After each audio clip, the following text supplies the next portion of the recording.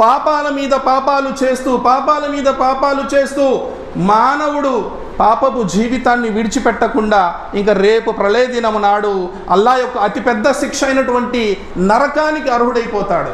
ఆ నరకం నుండి రక్షించడానికి అల్లా మనకు హెచ్చరిక చేస్తున్నాడు. కానీ మనము తెలుసుకుంటున్నామా?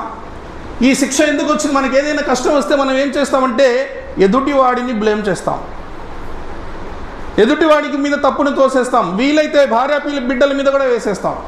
నాకు జరిగిన నష్టం నీ వల్లే అని భార్య పిల్లల మీద వేసేస్తాం. ఇది మానవుని యొక్క సహజ లక్షణం.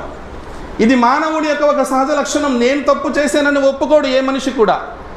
కాబట్టి సోదరులారా, మనం చేస్తున్నటువంటి పాపాలకు కారణం, మనం చూస్తున్నటువంటి శిక్షలకు కారణం మన పాపాలే.